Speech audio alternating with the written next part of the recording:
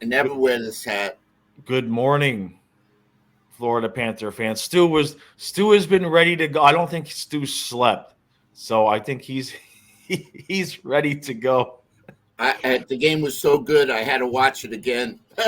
I'm such a I'm such a lunatic. Anyway, good morning, Panther fans. Welcome to Flying Fluffy Hockey, the number one Panther podcast in the world. So Let me ask you a question. yeah, What are your two favorite words related to the Panthers? yeah. I was gonna say the two favorite words related to the Panthers. Two words. Two Two points. simple words. Two points. I mean, Yeah. no. Panthers gold.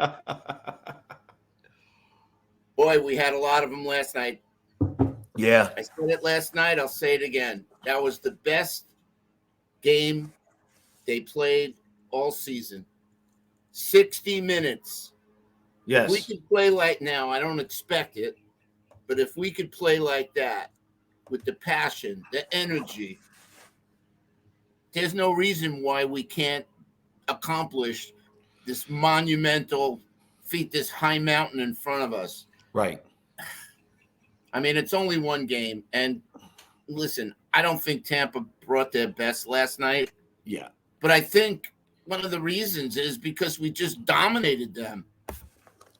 Well, we have a lot of Tampa fans on the channel, and a few people were making comments in the stream, and not downplaying the level at which we played, but number one, we've seen this Panther team when they get some rest, with the physical style that they play, when they get some rest, you see it. But that's also a good thing because you see what this team can do. The other part for Tampa is, hey, look, there's 30 games left. They ain't getting first place and they ain't getting knocked out of the top 2 or 3 seeds. So literally all they have left to play for is flip-flopping with Toronto, whether or not somebody's going to get home ice in a game 7 or not. And Tampa, I can guarantee you don't give a rat's ass about no home ice advantage in round 1. They don't care. Yeah. So for 30 games, all they've got, their goal right now is just stay healthy, and they're going to give probably 80% the rest of the way, and they're going to win, they're going to lose, and then to come the playoffs, then they'll turn it back on, and they have that luxury. They know that they can turn it back on. So, did you notice though, in previous games, the scrums where they just were looking to mix it up? You didn't see any of that last night, right, really. Right. No, and what I noticed early on, I said, they're letting us stand in the crease. They're just letting us stand in front of Vasilevsky and do whatever we want. And that was clue number 1 to me that, yeah, I don't know who's got, they're still on vacation. They were still clearly on the All-Star break. But look, that's actually our second win in a row. I kind of had forgotten about because we had the one win before the break. Now, if we don't get 3 in a row because we lose to the Sharks on Thursday, just don't even bother showing up because I'll still be streaming from the night before because it's going to get, okay? We cannot lose to the Sharks. True. To not get to 3 in a row. True. So, did you hear anything about, I asked at the end of the stream, did they say anything about Barkov and his hand? No, I just texted Randy. They're not going to know anything. Who knows if they'll even say anything? Right, but like a lot of times, Maurice will say, it doesn't look long term. I expect him back, after a couple of games or whatever. I actually thought he blocked it with his foot. It got a hit in his, in the ankle or something. Huh? And I watched your replay, of course, and your recap, and you said it had something to do with his hand. So that, I think, that's not good. Right. You can't grab the stick, then. Right. Even if you can grab the stick, and you have no. Yeah. So there has to be one negative. Yeah. No, we can't just get a win. Vezina Bob, man. Oh, I know. Yeah, you were struggling. I mean, I was trying to help you in the stream there. It's Vesner Bob. I said Vesna Bob. I don't pronounce the I. For me, the I is silent, so I just call it Vesna Bob. I leave the I alone. Wow. All I can say is, wow. Did that break just rejuvenate him? Well, I mean, let's I face mean, it. did he get hurt because his body was broken down after playing so many games? I don't know. I don't think so. I mean, he jammed his knee into, he jammed his skate into that post pretty well, pretty well. But no doubt that the time off, you know, we he there's no way around it, right? That time off is gonna help him significantly. even Nerful was on the stream last night. Does Ekblad look fast tonight? I think everybody looked good, right? Yeah. Now, The more I look at, go ahead. I was just going to say, the more I think about with Ekblad, he had the groin. It's clear he came back too early, and there's probably times when he gets healthy again after some rest, and he starts to look better. He opens it up, and then maybe he tweaks it enough to where he can still play. But you can tell there's nights where he just isn't right, and it's probably going to be that way until he gets the end of the season and he gets the summer break and can heal that sucker up. He clearly came back too early.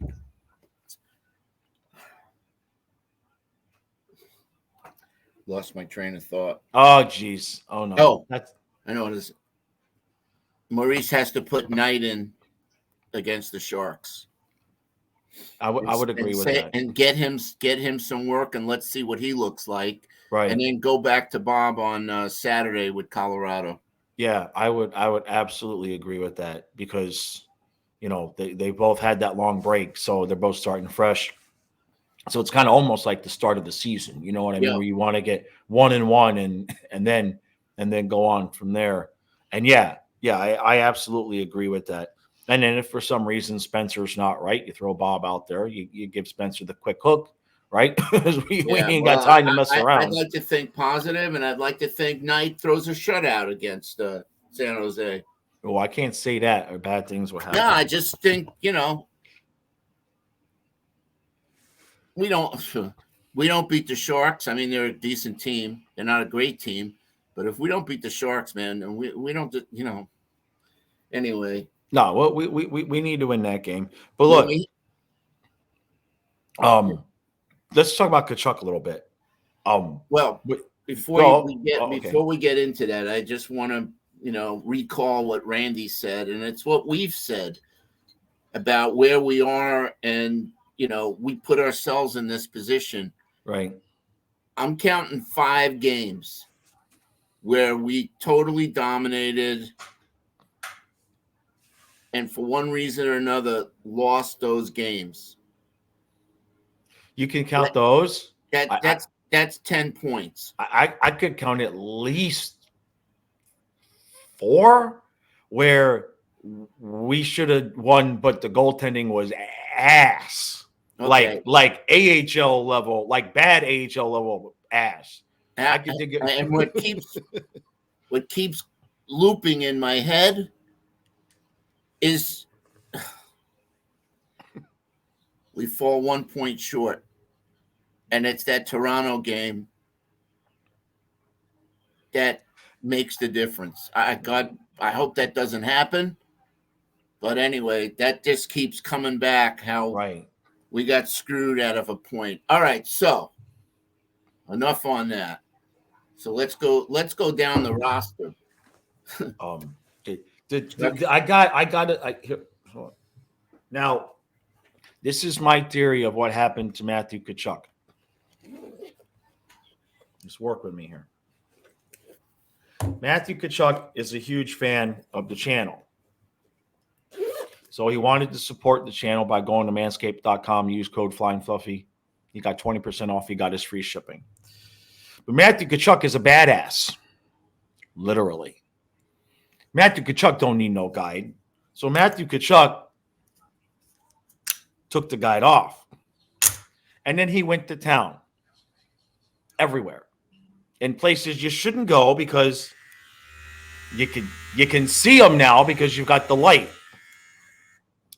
Next thing you know, feels pretty good day one. Might even feel pretty good day two. But by day three, without using the guide, that hair starts coming back in and you got rug burn. Okay. And you're playing like your ass is on fire because your ass is on fire. The point is, it's there for a reason. It's there for a reason. There's some bad juju. There's some misconceptions about this product out there because people think they're macho and don't want to use the guide. That's what's happened with Matthew Tkachuk. I'm willing to place money on that. Anybody that wants to, if any of you women want to do the investigation and send proof, $50 for proof that that's what happened to Matthew Tkachuk. He went to manscaped.com. Matthew Tkachuk, he won the car. He gave it to his grandma. Well, is that what happened? Yeah.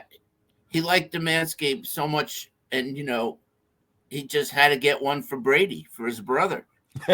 So he went to the website, and he used the code Flying Fluffy and got his 20% off and sent it to Brady. And I expect Brady to score 50 goals this year because if Brady catches fire, you know why. And but he's going to use the guide.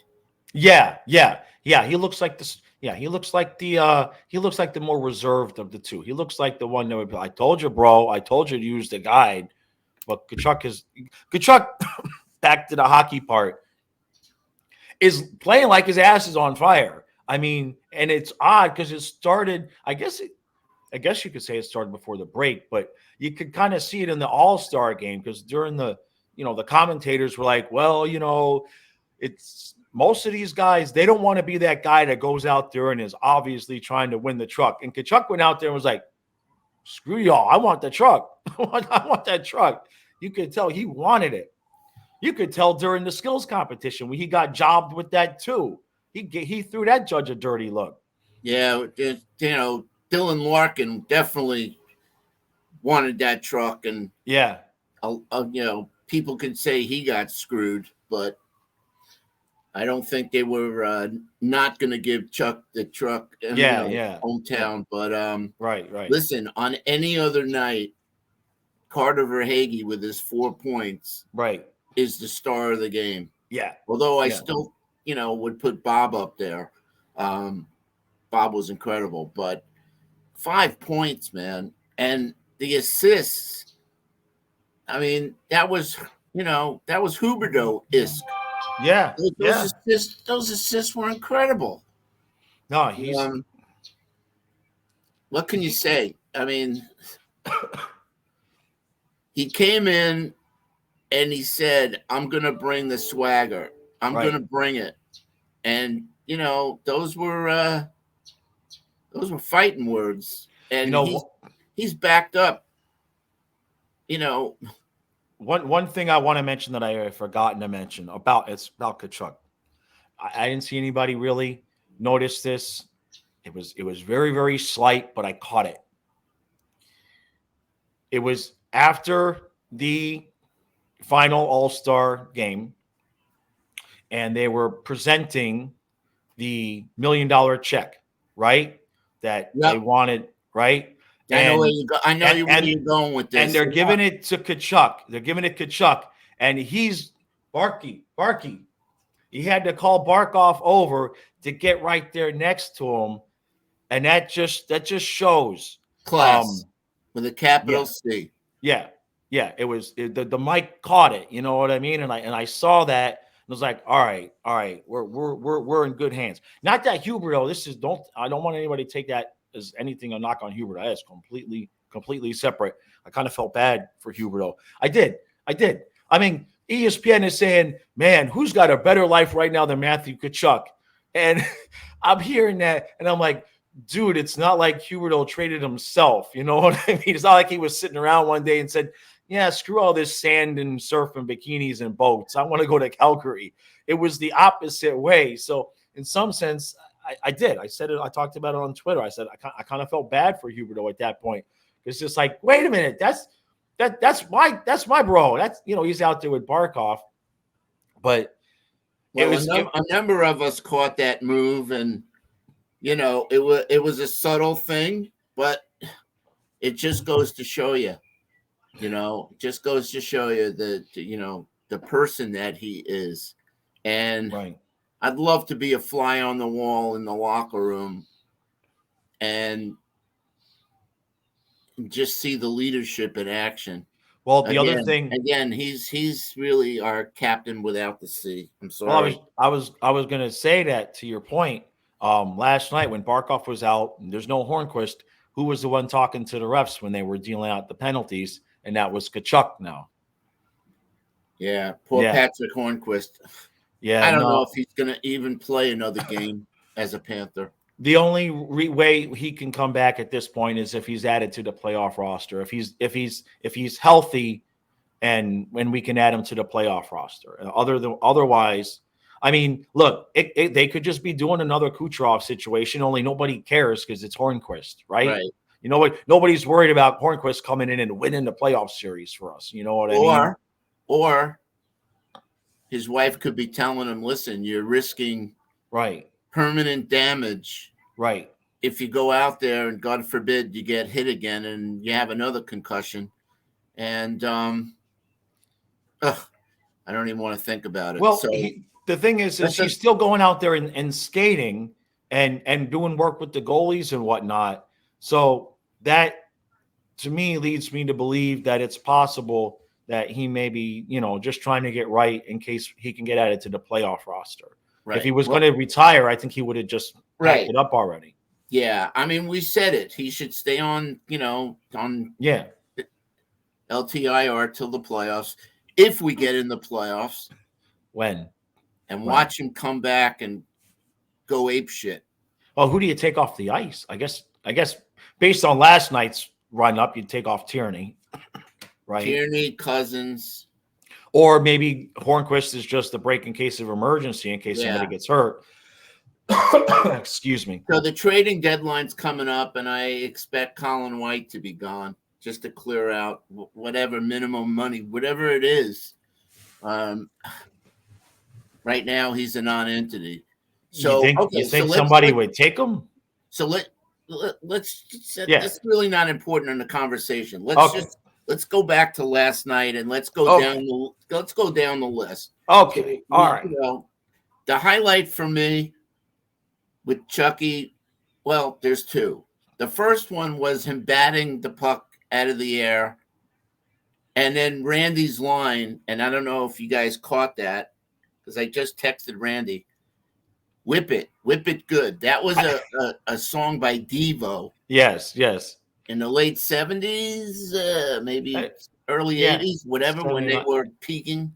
Yeah, unfortunately, I caught that, but the problem is the thing that I was working on when you came onto the stream and why I sent you the wrong link was I guess I had the TV up just a little bit too loud during the stream yesterday, and I got copyrighted. The stream is still up. It's not a strike. It's fine. But I guess there's a song that's in one of the Taco Bell commercials, and it's just a little bit too loud, and the bot picked it up. So I've been raising the level of the volume every once in a while to see how much I could get away with, because I do like to hear occasionally Randy or Goldie's commentary, but I'm going to have to turn it back down because the damn video got copyrighted because some stupid bot caught some rap song that's in a Taco Bell commercial. Yeah. So it sucks. So anyway, so that's number one. And then, of course, number two, and it's the second time that it's happened. And obviously either Randy or Goldie said that's a set play, was the Bennett feed and just the tipping. Oh, the beautiful. So I mean, the puck was even flat, bro. On the power play, no less. Yeah. And that power play looked good. So obviously the power play, we scored, and we didn't let Tampa score. Right. What else? Okay, so then you got Verhaeghe, enough said. Right. Then you got the defense. I'll just throw them all in. Montour, Ekblad actually looked good out there. I don't even have to say anything about my man Forsling. Gudis looked tremendous. Mahura, you never even hear about him, but No, but that's that's fine. okay. That's That's okay. okay. He does his job. And then Eric Stahl, So the defense was solid. But here's the important thing. The forwards were coming back. Right. And they were covering their man. Right. You got to stop Kucherov, Stamkos, and Point. And, you want to throw Maroon in there for good measure, fine. And Hedman. So, those are your four key. I mean, Kucherov and Stamkos, the Panther killers, and Point too. So you got three guys potentially that always do a number on us. But and look, I mean, we were talking about before the stream. I said because they everybody, so you can bet on anything, right? Like by the end of the game, they were saying there were odds on Barkov's injury, so you could bet on anything. And I was like, what are the? I would place money every time the Panthers play that Pat Maroon's going to get a goal, because it just seems like if he gets 8 goals a season, 6 of them are against us. It didn't happen. It just wasn't happening for Tampa last night. But Ryan Lombard was a standout for me. That kid just brings it every game. Nice tip in by Luosterainen. Yep. And Bennett had a solid game. Lundell. I mean, you go down the roster. Eric Stahl. Well, I was gonna say props to Stahl because he's the one that got bumped up to the top line. I've seen Vasilevsky do that before. And there you go. Remember, I always talk about that blind pass behind the net? Yeah. So, there's a perfect example of that blind pass behind the net, and, you get burned. Yep. I'm surprised that Cooper let Vasilevsky get, 7 goals. That he didn't take him out. But, I saw it at the All-Star game. He didn't look sharp. Now, a lot of people said to me, well, it's the All-Star game and these guys don't really try. I think the goalies don't want to get scored on. But I don't think he looked sharp last night. No, but, definitely not. I also think that we just the difference last night was we brought it for 60 minutes. There was no – tell me if you saw any part of that game where we took our foot off the gas. No, and that was the good thing is like, set it up to the first period and like, we did that thing again. We dominated first period, only got that 1 goal. And just I ain't going to lie, I just figured, here we go, started the second period, and all that domination in the first period was going to go for nothing. And wouldn't you know it if we got the goal? Yeah. And that's the absolute key with this team is getting that second goal, because so far with this version of the Panthers, the confidence has not been fantastic. It's like as soon as we give up a goal, we've been giving up another and another, and the next thing you're playing chase. But look, I give credit to Bob, Eric. Yeah. Yes. Bob, by now, especially in that beginning of the third period, Tampa was going to bring it, and they did. And I don't know. Yeah, maybe it was the second period where we scored 2 minutes into the period. Yeah, that was We also scored a goal with, I think it was 1:53 left in the. Maybe was that the first or the second? I don't know. It doesn't matter. It doesn't matter. We withstood the Tampa push. And no, Bob was a wall, man. Bob was an absolute wall. I thought Cousins had a good game. Even Giovanni Smith. Yeah. He had a good game. I mean, I don't think there was one player that dogged it last night. No, none whatsoever. Which goes back to my comment early in the video. If we could do that, and it's kind of impossible to do it game in and game out. Right. But if we could do that, we win every night. So we all said 10 in a row. That's the goal. We need to get 10 in a row. Yeah. And then, maybe lose a game and then, get back and do another streak. Yeah, I mean, even 10 in a row, it's not like we can win 10 in a row, play 500, and we're in the playoffs. It ain't You know what I mean? There's 30 games left. Let's just say we won the 10 in a row. Then there's 20 left. We still got to go like 15-5 in those Yeah, last 20. it would You know? be another one of those stories like St. Louis, Right. Right. being in last place at the break, and they came back and won the cup, or the Kings years ago. Um, it's not impossible, but No. Now you mentioned the trade deadline. My feeling is that they're just going to use Duclair as a trade deadline pickup, as though he's the trade deadline. And why not? Right? I mean, now he was at practice yesterday. He was actually on the second line, but that was because Kachuk took the day off. I had a feeling he would, because he did talk about he was tired after the All-Star thing. Um, but as far as I know, Duke was still in the non-contact jersey. So he's getting close. And Maurice just said, look, basically it's up to Duke.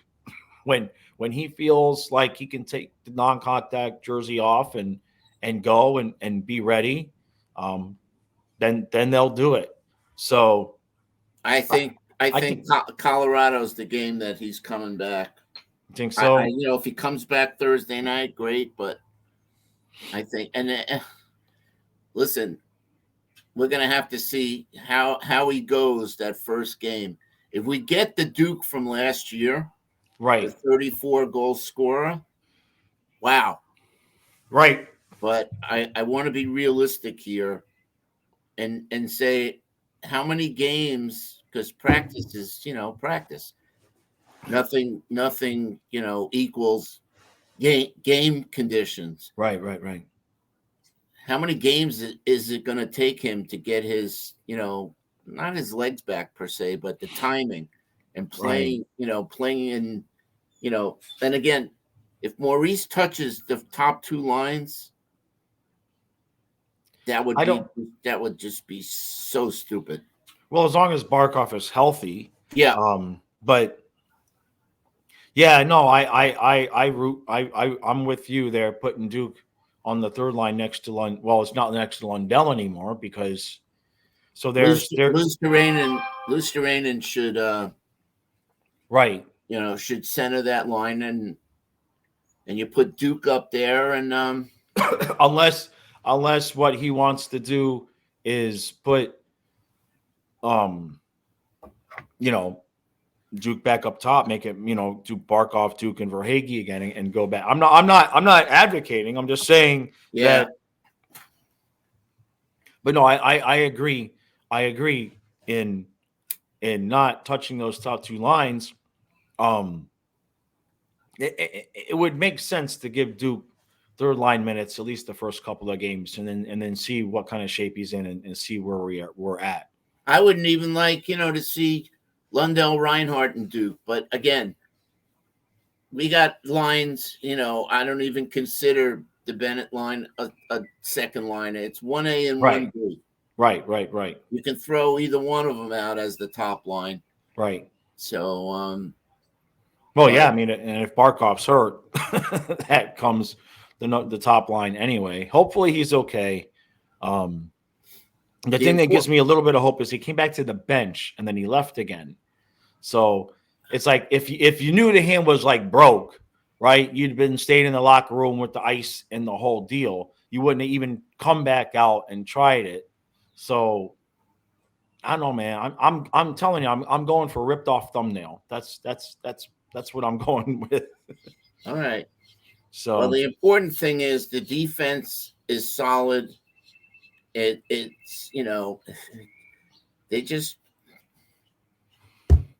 everybody's talking about not everybody, but people have pointed out to the weakness of our defense. You tell me where the weakness is. Right. I mean, if we get Ekblad to play like we know he can, right, and you're right, maybe those 9 days just were good for him to just heal. Yeah.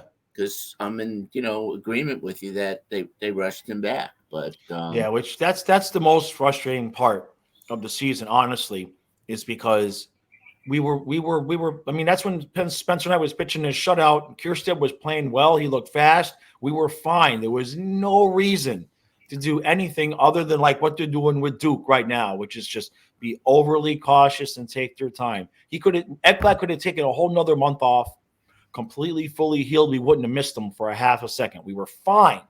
Yep. Well, that's the part that's frustrating is like, because that's got to be what it is at this point, because he's kind of gone back and forth, and you see it when he gets that rest. All of a sudden, he starts to look like himself again, and then all of a sudden, something must happen in one of the games, and he's got that wide. He's, got that wide stance again, and it's got to be that groin is still giving him issues. Yep. And it's too late now. Can't take a month off now. Everything depends on our goaltending. At the end of the day, that's what's going to be the difference. Right. Now, that's why I said let's get Knight out there right away. San Jose is not the Bruins or Tampa. Right. Not saying they're a bad team, but that's the team. And then again, put Bob in against Colorado. So if we can win the next couple of games, and after Colorado, then we got Minnesota again. Okay. And and they're obviously a good team. But no, there's nothing easy going on here. Yeah, this is like a very high mountain to climb. Right, and there's just so many teams. That's the last thing I'll say is that there's just so many teams. I mean, even last night before the game, looking at the standings, and I'm getting technical here, and I'm not proposing this is going to happen, but at the start of last night's game, if the Red Wings won the games in hand they have over us, they would be ahead of us in the standings. Yeah, and so I mean, it's that's how packed it is. Yep. There's the Islanders won. The Islanders won. And we also need some luck. We always need puck luck, but we need some luck with these other teams. Right. And again, the other teams are in the same position we are. Everybody's fighting for their playoff life. So it's not going to be easy. It's not going to be easy. But no. I would love to see Duclair come back and just light it up from the get-go. Yeah. And of course, Barkov, man. It just sucks that, it just sucks. I know. But we can survive that. You put, let's just say 2 weeks, right? So the Bennett line now becomes number 1. Now you're moving Lundell to 2C. All right. Wait, I got news for you. Why can't Lundell center that line with excuse me? I'm going to say the same thing about Lundell this year that I said this on the stream last year. I'm going to say the same thing again this year. Get into the gym and put the extra 15 pounds on, because he gets knocked off the puck too easy. Absolutely. He can't play Barkov's role if he's getting knocked off the puck, because that's the one thing Barkov does is, and I realize he's not the same stature and everything like that. That would be my concern with Lundell is him getting knocked off the puck. Right. So here's what I'm thinking. If Barkov's going to be out a couple of weeks and Duclair looks pretty good in the first game or whatever, you have Lundell at center with Verhaeghe and Duclair.